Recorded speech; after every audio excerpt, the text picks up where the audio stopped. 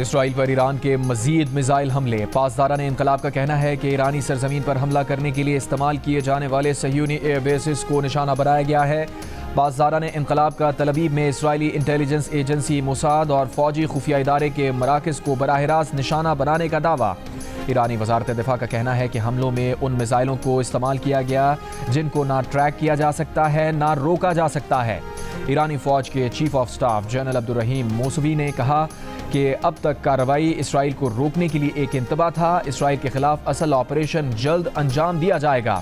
ایرانی میزائلوں سے مقبوضہ بیت المقدس، مقبوضہ مغربی کنارے، تل ابیب اور ہرزیلیہ میں کئی اسرائیلی اہداف کو بھی نشانہ بنایا گیا۔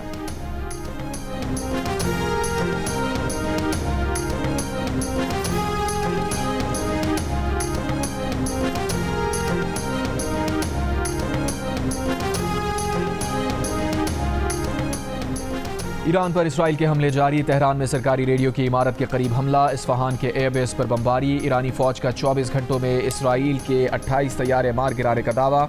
کہا طیاروں میں سے ایک جاسوس ڈرون طیارہ بھی تھا۔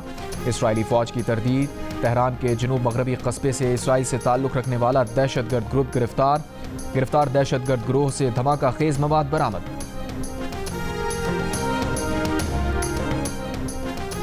ایران اسرائیل تنازع پر امریکی قومی سلامتی کونسل کا اجلاس۔ ٹرمپ کی نیشنل سیکیورٹی ٹیم سے ملاقات 1 گھنٹے سے زائد جاری رہی۔ امریکی میڈیا کے مطابق ٹرمپ نے اسرائیلی حملوں میں امریکہ کے شامل ہونے کا عندیہ دے دیا۔ امریکہ کے نائب صدر جے ڈی وینس اجلاس سے پہلے کہہ چکے ہیں کہ ایران کی جوہری افزودگی ختم کرانے کے لیے ٹرمپ مزید اقدامات کا فیصلہ کر سکتے ہیں۔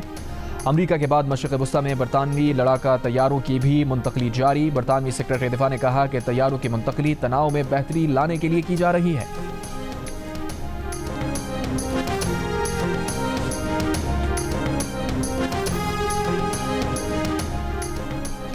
امریکی صدر ڈونلڈ ٹرمپ کا ایران کی فضائی حدود پر مکمل کنٹرول حاصل کرنے کا دعویٰ۔ کہا ایران کے پاس اچھے فضائی ٹریکرز اور دیگر دفاعی ساز و سامان موجود تھا، لیکن ایران کا ساز و سامان امریکی سامان کا مقابلہ نہیں کر سکتا۔ کوئی بھی امریکہ سے اچھا سامان نہیں بنا سکتا۔ امریکی صدر نے کہا انہیں معلوم ہے کہ ایران کے نام نہاد سپریم لیڈر آیت اللہ خامنئی کہاں چھپے ہوئے ہیں۔ وہ ایک آسان ہدف ہیں۔ فی الحال ایرانی سپریم لیڈر کو قتل کرنے نہیں جا رہے۔ ہم نہیں چاہتے کہ میزائل شہریوں یا امریکی فوجیوں کو نشانہ بنائیں۔ ہمارا صبر جواب دے رہا ہے۔ صدر ٹرمپ کا ایران سے غیر مشروط طور پر ہتھیار ڈالنے کا مطالبہ۔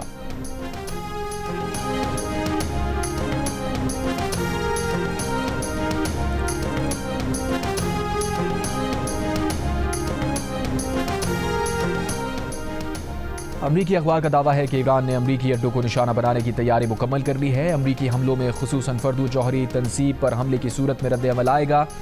امریکی اڈوں پر حملہ عراق سے شروع ہو سکتا ہے۔ ایران آبنائے ہرمس میں بارودی سرنگیں بچھانے کی حکمت عملی اپنائے گا، جبکہ حوثی بحیرہ احمر میں جہازوں کو نشانہ بنائیں گے۔ لبنانی میڈیا کا کہنا ہے کہ امریکہ جنگ میں شامل ہوا تو ایرانی بحریہ پورے خلیج فارس میں جواب دے گی۔ حوثیوں کا ایران کی حمایت کا اعلان۔ کہا غزہ کی طرح ایران کا بھی ساتھ دیں گے۔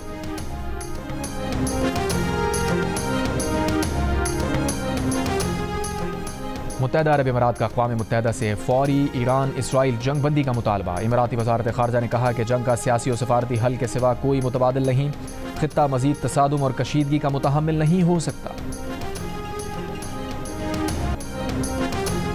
برطانوی میڈیا ایران اسرائیل تنازع پر امریکی صدر کے متضاد اور بار بار بدلتے بیانات پر برس پڑا۔ کہا ٹرمپ نے ایران پر طاقت کا استعمال کرنے کی بات کی تو کبھی سفارتکاری پر زور دیا۔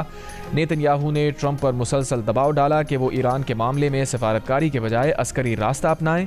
امریکہ کے پاس بنکر شکن بم ہیں اور اسرائیل کا ماننا ہے کہ وہ بم ایران کے زیر زمین یورینیم افزودگی کے فردو جوہری پلانٹ کو تباہ کر سکتے ہیں۔ امریکی صدر امن کا نوبیل انعام جیتنے کی خواہش کے باوجود دباؤ میں آ کر ایرانی قیادت کو سنگین دھمکیاں دے رہے ہیں۔ حقیقت یہ ہے کہ ایرانی پہلے ہی مذاکرات کی میز پر موجود تھے۔ کانگریس میں بھی بیشتر ریپبلکن اراکین اسرائیل کو امریکی ہتھیار فراہم کرنے کے سخت حامی ہیں۔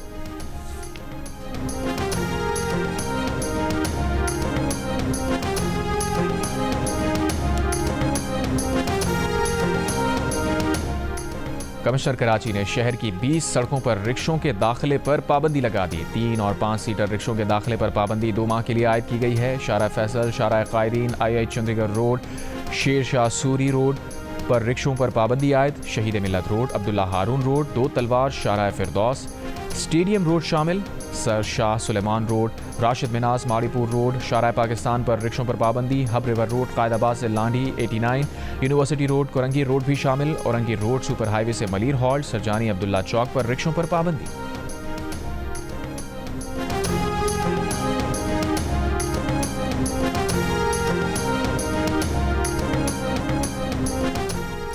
غزہ پر اسرائیلی فوج کی بمباری جاری، خان یونس میں امدادی مرکز کے قریب اسرائیلی حملے میں 51 فلسطینی شہید، 200 سے زائد زخمی۔ کئی خواب، کئی امنگیں، امیدیں، تمنائیں رنگ بھرنے سے پہلے ہی دم توڑ گئیں۔ ایران پر اسرائیلی فوج کے حملوں نے بچوں اور نوجوانوں سمیت کئی روشن چراغ گل کر دیے۔ ننھی تارا کا زندگی سے بھرپور رقص اس کی آخری ویڈیو تک ہی محدود رہ گیا۔ 31 سالہ نیلوفر کے خواب بھی ادھورے رہ گئے۔ 23 سالہ شاعرہ پرنیا عباسی بھی اپنے خاندان کے ہمراہ اسرائیلی حملوں میں جاں بحق۔ پرنیا کی نظم بجھا ہوا ستارہ سوشل میڈیا پر وائرل۔ نظم کے بول کچھ یوں ہیں: تم اور میں بھی یہیں کہیں ختم ہو جائیں گے، دنیا کی سب سے خوبصورت نظم خاموش ہو جائے گی۔ ایران میں پھنسے پاکستانیوں کا انخلا جاری، آج 77 پاکستانیوں کو تفتان بارڈر پہنچایا گیا۔ 3 روز میں 1000 سے زائد پاکستانی شہری ایران سے پاکستان پہنچے۔ ان 1000 پاکستانیوں میں سے 710 شہریوں کو تفتان بارڈر سے کوئٹہ پہنچایا گیا۔ ایران میں پھنسے پاکستانی ترکمانستان کے دارالحکومت اشخاباد کے ایئرپورٹ پہنچ گئے۔ کچھ دیر بعد طیارہ اسلام آباد کے لیے روانہ ہو جائے گا۔ پاک ایران سرحدی شہر تفتان میں بارڈر بند ہونے کے باعث سرحد پار سے آنے والے سامان کی قلت پیدا ہو گئی۔ ضروری سامان کی عدم دستیابی کے باعث بیشتر دکانیں بند۔ ایران اسرائیل جنگ کے باعث بلوچستان کے شمالی بالائی اضلاع میں پیٹرول کا بحران شدت اختیار کر گیا۔ ایرانی پیٹرول کی غیر قانونی ترسیل نہ ہونے سے چمن شہر کے 90% پیٹرول پمپس بند ہو گئے۔ چند کھلے پمپس پر پیٹرول مہنگے داموں فروخت۔ کوئٹہ میں تیسرے روز بھی پیٹرول کی قلت برقرار۔ مختلف پمپس پر پیٹرول ڈلوانے والوں کا رش، گاڑیوں اور موٹر سائیکلوں کی قطاریں۔ ڈی سی کوئٹہ کی ہدایت کے باوجود شہریوں کو پیٹرول کے حصول میں مشکلات۔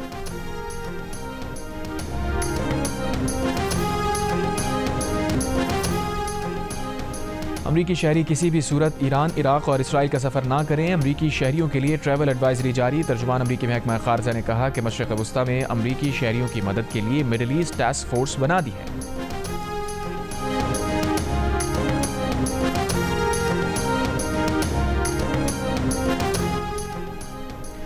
فرانسیسی میڈیا نے رپورٹ کیا ہے کہ ایران کے سرکاری ٹی وی سے عوام کو پیغام دیا گیا ہے کہ وہ واٹس ایپ اور انسٹاگرام انسٹال کر دیں۔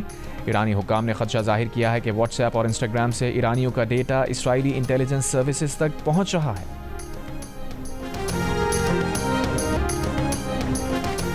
عالمی منڈی میں خام تیل کی قیمتوں میں 5% تک اضافہ۔ برنٹ خام تیل $77 فی بیرل کی سطح کے قریب، WTI فی بیرل $75 میں فروخت۔